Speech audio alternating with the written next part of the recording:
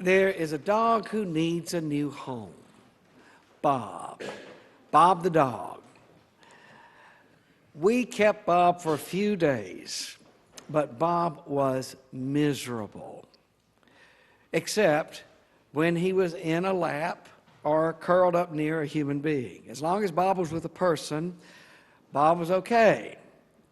As soon as Bob was not with a person, Bob panicked. He barked a high, anxious bark. He howled. He scratched the doors and windows. Bob did not bond with the other dogs. He didn't play with them. He paid them no mind, well, except when they got in his space. Then he let them know he was the alpha dog. Unfortunately, our family's life is too complicated for one of us always to be with Bob. So it just didn't work out, and it seemed a shame. I really liked Bob. I did my best to explain it to him. I said, "It's okay, Bob the dog. It's okay, just trust me a little bit. When I go away, I promise, I'll return before too long. If I go upstairs, I'll come down again. Don't worry. And in the meantime, just have some fun. Play with the other dogs. Relax, lie down. Chase a squirrel." He didn't. He just howled. I thought about Bob when I read today's passage from St. Paul's letter to the Romans. I've been spending some time with Paul lately as I prepare for a new Sunday school class on Paul and his letters. That's right after this. That's in the north part of the parish hall. We hope you'll all come. And much of what Paul writes sounds a little bit like what I was trying to tell Bob. Paul says there are two ways of being in the world. One is miserable, full of anxiety and even fury, life in the flesh. The other way, well, he calls it living according to the Spirit. And it has something to do with letting go of our self-absorbed anxieties and trusting God. Trusting that God is near.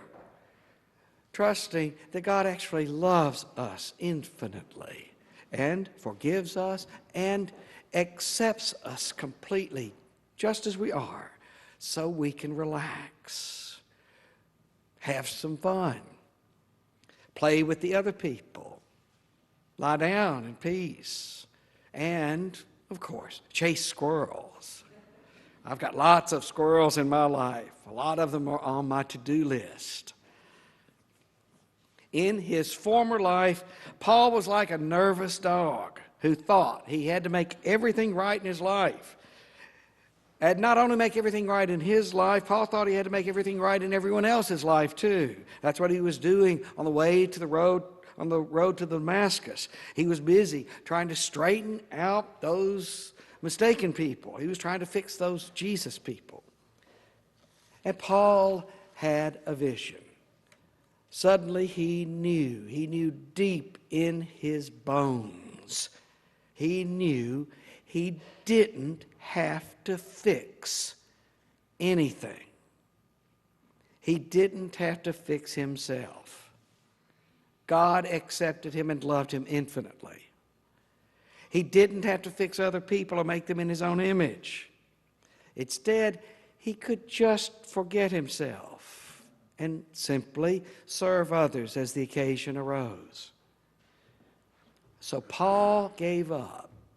Paul gave up his project of trying to measure up, and he simply accepted the fact that he was okay. He was forgiven. He was accepted. He was safe. He was loved. We all are. And it's a sheer gift from God. No strings attached. Now, it's like the gift I wanted to give Bob the dog, too. Just trust us, Bob. You're safe. We will come back. And in the meantime, relax, have some fun, enjoy the other dogs. But Bob was trapped in a prison of his own making. If he couldn't control his humans and make them stay with him, he was going to be miserable. And that's a miserable way to live. I live with a wonderful grandchild who is in what some people call the terrible twos. Every once in a while, she decides she needs something, absolutely needs it. And if she doesn't get it, she will melt down into an apocalyptic despair. No! I want the orange t-shirt, not the blue one. And there follows a torrent of tears, a red face, and a wailing that sounds like imminent death. Instead of getting the blue t-shirt she wants, she usually gets a timeout. Prison, in other words. A prison of her own making. Paul described his old life like a prison, his old life of trying to measure up and trying to control himself and everyone else. When he gave that up, instead he trusted whatever the Spirit would do in him, and he experienced a new freedom. Here's what the Pauline scholar Robin Scroggs says about Paul's freedom. What are we freed from? All sorts of things. Freed from the old world and that part of it which is our own past history. Freed from what other people think about us. Freed from what we think about ourselves, either positively or negatively. Thus, we are freed from the agony of failure and the tense striving for success, either in memory or in prospect. We are freed from the tyranny of someone else's claim about what is true and about what is morally correct behavior. We are freed from the claim that some set of rules and regulations are ontologically true and eternally binding. We are even free from the fear of going to hell unless we can subscribe to a given set of theological dogma. And Paul says it is more important to be known by God than it is to know God. Well, I decided to try that out. You see, I carry some anxiety. I carry some anxiety about preaching. I want to preach good sermons. I'd like all my sermons to be good. They aren't. I've begun to live with that.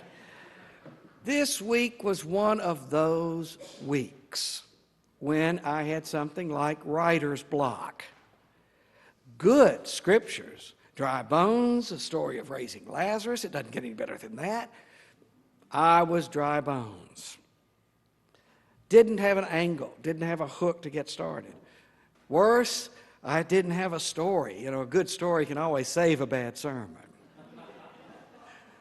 And I was out of time. So I looked at this little passage from Paul. You know, when you hear dry bones and Lazarus, you don't necessarily notice that little passage from Paul. I looked at that and I said to myself, okay, God loves me infinitely, whether I write a good sermon or a stinker. It really doesn't matter whether people sleep or are saved. God loves them too. That's what's important. So relax, trust the Spirit, and just write whatever you can. You never know. You never know what people will hear anyway. The Spirit inside a listener's ear can make my most mundane words a treasure, and without the Spirit, eloquence falls flat. You know, I knew I could be miserable trying to research and study and force myself to write something I thought was wonderful when it just wasn't there. Or then I could feel guilty and judged or less than, or even afraid. What if people quit coming to church because of me and my bad preaching? You know, that is a miserable way to live. So I just decided to start writing. and hope the Spirit would take me somewhere.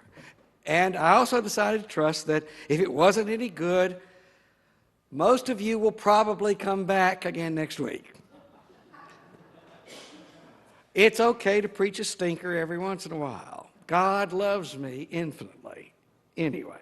So I knocked this sermon out pretty quickly. Then I went downstairs to have some fun with my wife, my dogs, my son, and my wonderful 2-year-old granddaughter. And I even laughed a bit as I typed this last line. P.S. If there's someone who takes care of a loved one at home who can't get out very much, I do know a really good dog who would love to keep you company. Let the Spirit guide you. In the name of God.